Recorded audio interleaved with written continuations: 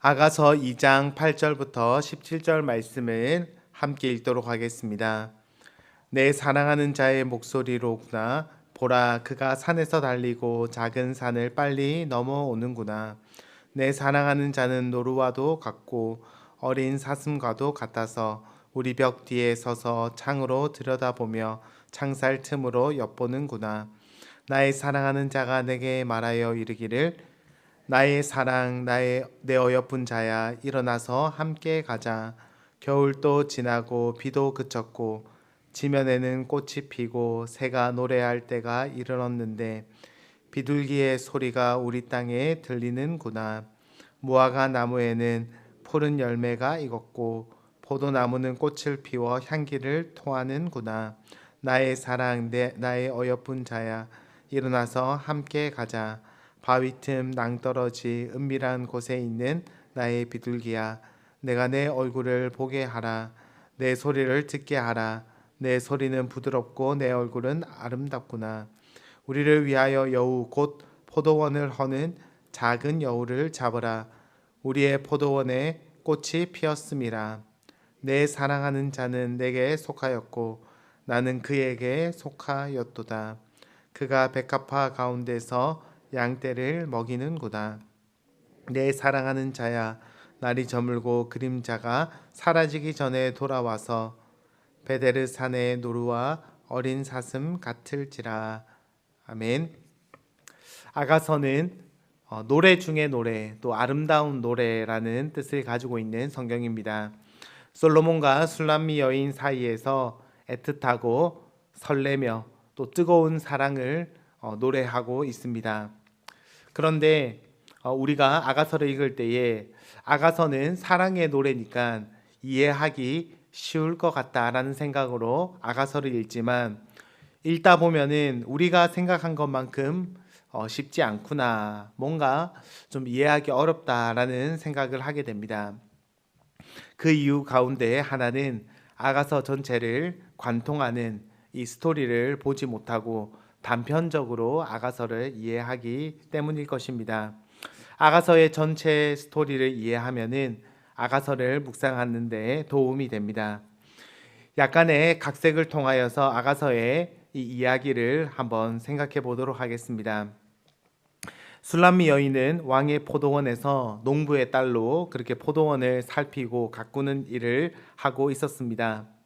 그 여인은 강렬한 태양 밑에서 땀을 흘리며 포도원을 돌보며 일해야 했습니다. 그녀는 때로는 하인처럼 일하고 또 일하면서 피부가 검게 그을릴 정도의 그런 지친 삶을 살아야 했습니다. 하루는 솔로몬 왕이 휴가를 얻어서 편한 옷차림으로 자기 포도원에 와서 며칠 동안 머물렀습니다. 포도원도 가꾸고 양도 치고 또 자연도 관찰하면서 사람들도 그렇게 살펴보는 그런 시간을 가지러 왔기 때문에 왕이라는 사실도 밝히지 않은 채 평범한 목자처럼 그렇게 지냈습니다. 술람미 여인도 그가 평범한 목자라고 그렇게 생각하였고 서로 만나 사랑에 빠지게 됩니다. 서로를 만나지 않고는 견딜 수 없을 정도로 서로를 향한 마음이 타오르게 됩니다. 그 내용이 바로 오늘 본문의 이야기입니다. 그런 상황에서 목자는 그녀를 영원히 사랑하겠노라 그렇게 이야기하며 청혼을 하지만 자신이 누구인지 밝히지 않고 다음 날 급하게 떠나게 됩니다. 여인은 갑자기 떠난 그를 생각하면서 그가 혹시 돌아오지 않으면 어떡하나 그런 악몽에 시달리게 됩니다.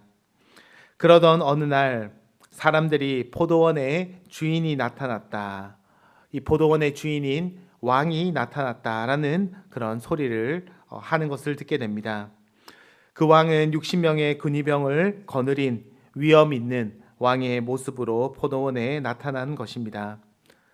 술람미 여인도 그를 보기 위해서 나갔습니다. 그런데 그녀는 그의 모습을 보고는 너무나 놀라게 됩니다. 왜냐하면 바로 자신과 포도원에서 그리고 바위 틈 은밀한 곳에서 서로 대화하고 사랑의 고백을 나눴던 바로 그 사람이 거기에 서 있었기 때문입니다. 시골의 술람미 여인은 사랑하는 이를 따라서 왕궁으로 떠나게 되었고 결혼식을 가지게 됩니다. 솔로몬에게는 수많은 후궁들과 왕후들이 있었지만 그가 사랑한 여인은 술람미 여인뿐이다라는 고백을 합니다. 하지만 왕궁에 도착한 그녀는 불안하게 됩니다. 왜냐하면 왕궁에는 뛰어난 가문에 그리고 피부도 하얗고 아름다운 여인으로 가득하였기 때문입니다. 열등감이 그녀를 감싸게 되고 솔로몬과의 관계도 어긋나게 됩니다. 그녀는 솔로몬을 만나고 싶지 않아서 문을 걸어 잠그고 열어주지도 않는 그런 일이 일어나게 됩니다. 신랑이 그녀를 찾아왔지만 문이 잠겨 있어 밤새 문 앞에서 그녀를 그렇게 부르다가 그렇게 돌아가고 맙니다.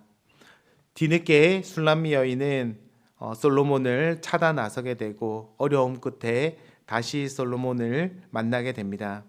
그렇게 서로를 향한 진실한 사랑을 다시 확인하고 그 사랑을 지키겠노라 이야기하며 사랑의 노래 아가서는 끝을 맺게 됩니다. 물론 함축적이고 그리고 시적으로 기록되어 있기 때문에 이런 스토리가 완전하게 아가서에 다 기록되어 있는 것은 아닙니다. 하지만 이런 이야기를 생각하며 아가서 내용을 살펴보면은 훨씬 더 생생하게 이 아가서 말씀을 이해할 수 있을 것입니다. 오늘 본문은 두 사람이 결혼하기 전에 서로 만나서 그렇게 사랑하는 내용이 기록되어 있습니다. 8절 말씀에 술람미 여인은 사랑하는 연인을 설레는 마음으로 기다리고 있습니다. 사랑하는 이가 언제 나에게 그렇게 찾아올지 목이 빠져라 그렇게 밖을 쳐다보면서 산을 넘어서 사랑하는 이가 나에게 빨리 오기를 그렇게 기다리고 있습니다. 마치 오늘날의 연인들이 데이트하기 전에 서로 연락을 주고받으면서 만나기를 간절히 기다리고 있는 모습을 보여주는 것과 같습니다.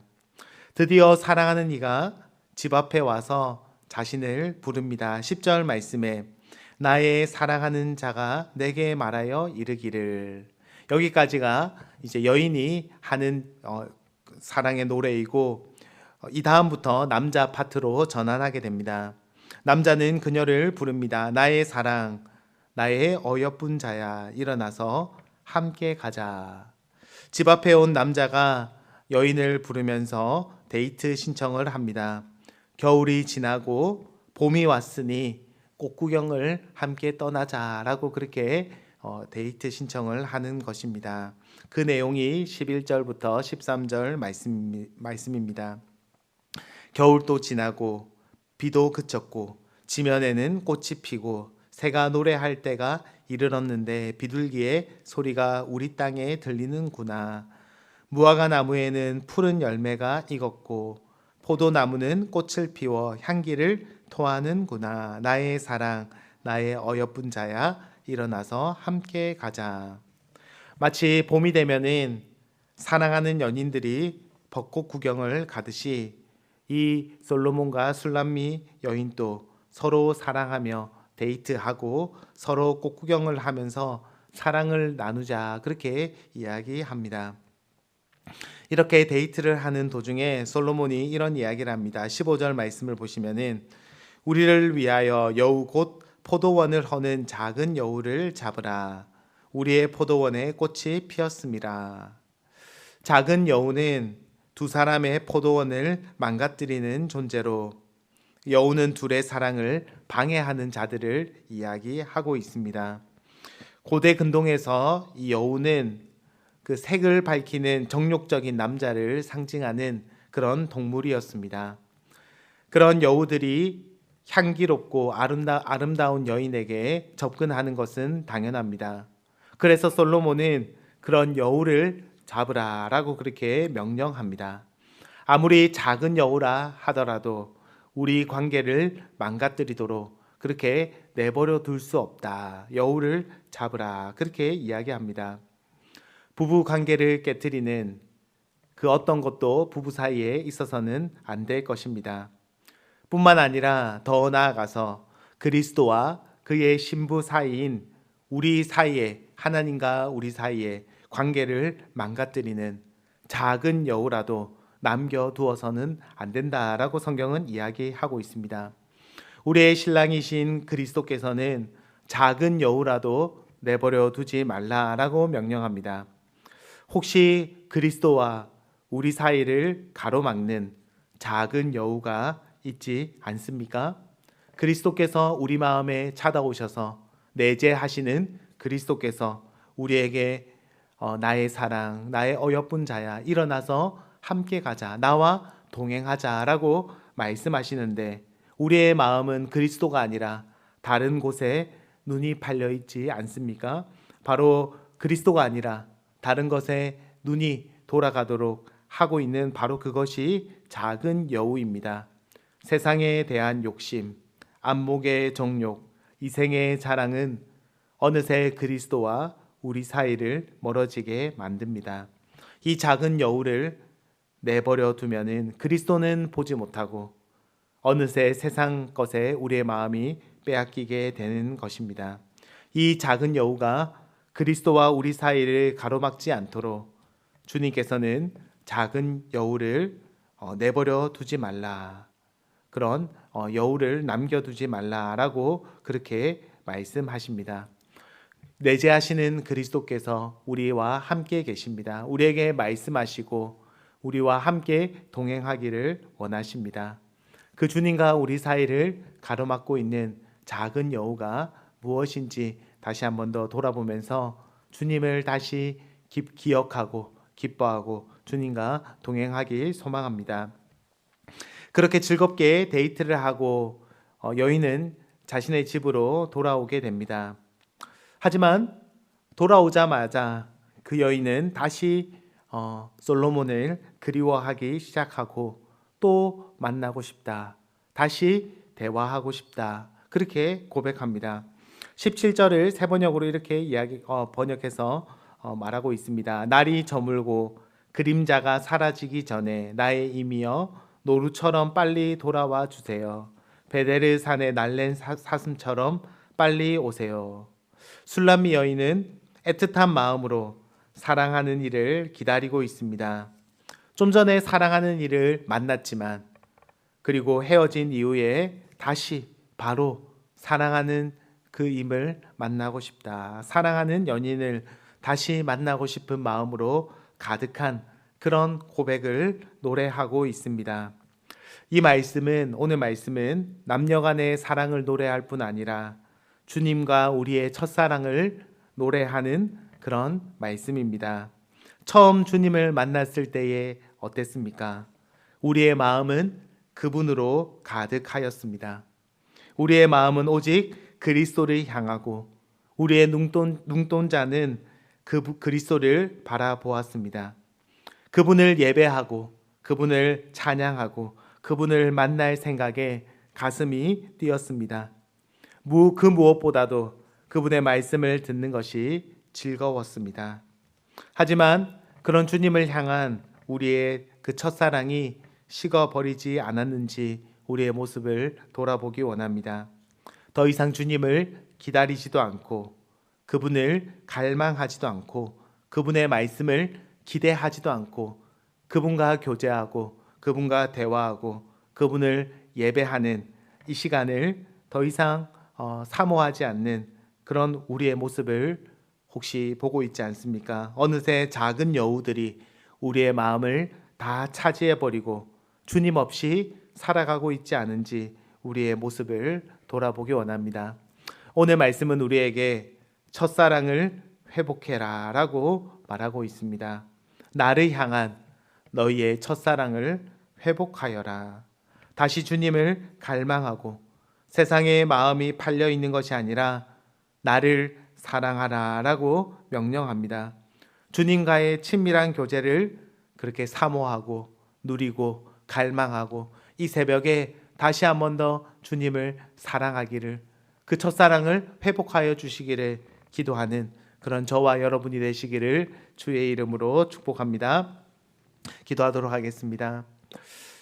내재하시는 그리스도께서 우리와 함께 하시면서 우리에게 나의 사랑, 나의 어여쁜 자야, 일어나서 함께 걸어가자라고 주님께서 우리에게 말씀하시는데, 우리는 그 주님의 음성을 듣지 않고, 그 주님을 기다리지 않고, 그 주님을 기뻐하지 않고, 그 주님을 향한 첫사랑을 잊어버린 채 살아가고 있습니다. 그런 우리의 모습을 주님 불쌍히 여기시고 용서하여 주시옵소서. 그리스도가 아니라 작은 여우들이 우리의 마음을 차지하고 있음을 주님 용서하여 주시고, 다시 주님을 사모하고 주님을 가까이하고 주님과의 첫사랑을 회복시켜 주시옵소서. 우리를 향한 주님의 사랑은 변하지 않는데, 우리는 그 주님을 향한 사랑이 끊임없이 변하고 오히려 세상을 더 사랑할 때도 많았음을 주님 고백합니다. 다시 주님을 사랑하고 우리와 함께 하시는 그 주님과 동행하는 우리의 삶이 되게 하여 주시옵소서. 오늘 하루도 우리와 함께 하여 주시옵소서. 예수님의 이름으로 기도드립니다. 아멘.